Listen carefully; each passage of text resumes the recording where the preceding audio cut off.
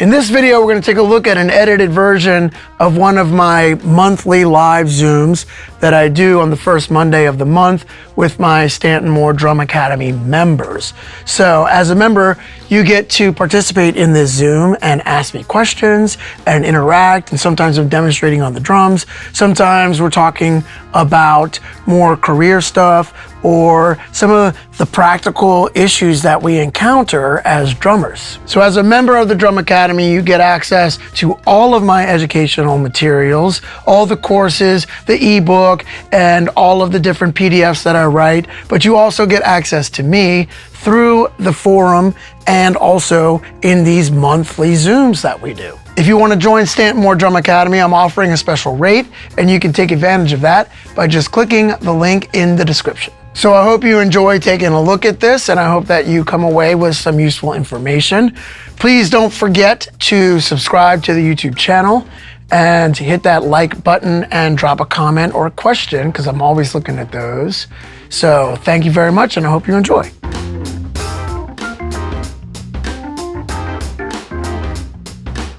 So Michael's asking about exploring different approaches to learning new tracks across multiple genres. So I do want to address this because I have a lot to say about this.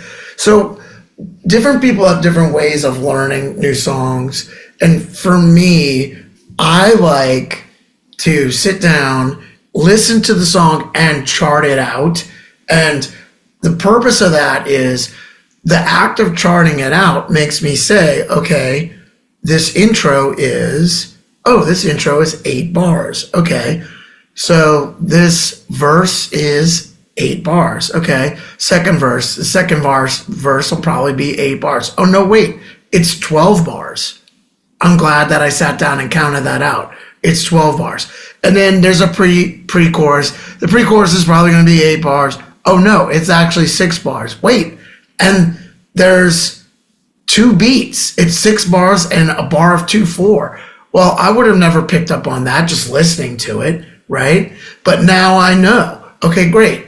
Then it goes into the chorus. All right. So the act of charting it out makes me really, really focus on exactly what's going on, exactly how long each section is. So I may not have to look at the chart after I chart it out, but the act of charting it out makes me really focus on the tune and focus on what the structure of the song is. And then if it has a beat that is specific to that song, then I'll write out that beat and make sure that I know that. But this process of really sitting down and charting out the tune, it forces me to sit down without any distractions and really learn the song. Because I could listen to the song, and I do, listen to the song while I'm driving and running errands, or maybe, in the morning making coffee and emptying the dishwasher and things like that. Yeah, sure, you can listen to the song while you're doing all that stuff, but then you're not super focused and counting how long the sections are. And so I really like to sit down and do that. And then I've mentioned this too, but I encourage y'all to go out and listen to some of your favorite musicians in your town. And what I do is, at the Bayou Bar, I go out and listen to Herlin Riley or, Jameson Ross, Pedro Segundo, these guys that I really love their playing, and they're playing at the Bayou Bar. And then I start making notes. And then what I started doing was I was making notes in my phone of the songs they were playing. Then I started researching and figuring out as many different versions of those tunes as I could, and I started making playlists. So while I'm sitting there listening to music, I'll search up, okay, the name of this tune is, and then I'll look up different versions of that song, and I'll add it to the playlist. And then I come home and I shed to these playlists, and let's say, they're playing dolphin dance, right? Well, I jot down or I'll put it in the playlist and I might find, 12 to 15 different versions of dolphin dance. And then I shed that and then learn it so that when I get called on the gig, then I'm familiar with dolphin dance and not just one version. Supposing they have a different piano player and he wants to do it this way. I've found that it's been very beneficial for me, and I've grown a lot because now I get calls to play at the Bayou Bar, and I'm playing with great musicians and I'm learning the tunes, and I feel like I've grown a lot over the last couple of years by doing that.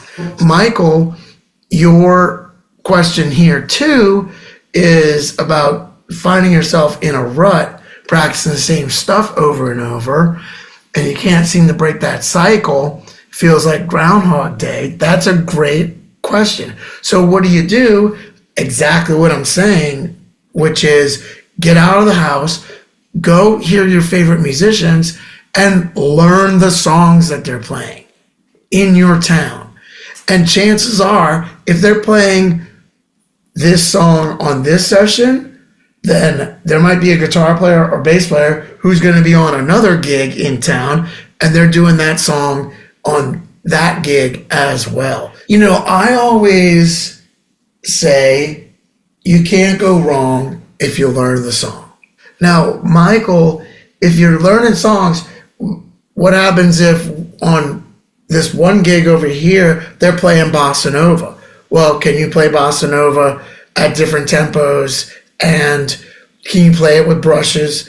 Can you play it, and playing bossa nova is great because it develops your coordination. It also starts getting your right hand 16th notes happening for when you start playing right hand 16th note funk. I've never met anybody that's like, yeah, my bossa nova is as good as it ever needs to be. Because until you've won Grammys playing bossa nova, your bossa nova can always improve. And my bossa nova can always improve, right? What I do now is I set my timer for 7 minutes and I might practice bossa nova, and then I'll set my timer on 7 minutes and practice something else, right? Because I'll very lucky if I get an hour and a half. So if I work on 8 things, 7 minutes each, that's a good practice session. Because even as a professional drummer, nobody is handing me 8 hours a day to practice. I listen to records and I say, oh, I can't play that, so I'm gonna work on that. And I go see people play and I'm like, I can't play that, so I'm gonna work on that. And that's how I kind of get out of ruts. Another great help for this is the journal that you have in the SMDA forum. Going back and looking from week to week at, oh, wait, I've been working on, the new breed for 5 weeks. Then you got to leave it and go on to something else. But the act of writing it down is like super helpful. Working on stuff like new breed is great. Working on independence and working on facility and technique. All of those things are great. But what happens if you get a gig and you get a call for the gig on Monday and they send you the songs and it's 40 songs that you don't know and the gig is on Friday? Then guess what? You better learn those songs, right? Ringo Starr, one of my favorite drummers. I love Ringo. Charlie Watts.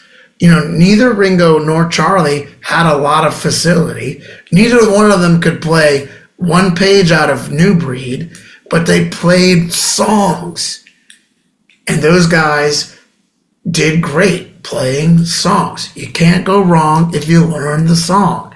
So if you're ever at a loss of what to practice the songs that you're going to have to know. And then the songs will eventually lead you to, well, you've got a wedding band gig coming up.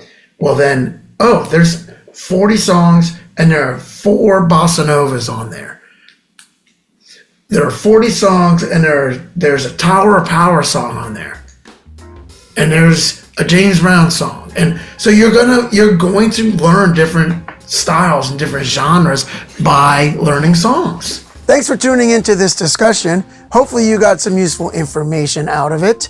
So please don't forget to subscribe to the channel if you're not already, and hit that like button, drop a comment or ask a question. I'd love to hear from you. And thanks for watching. See you down the line.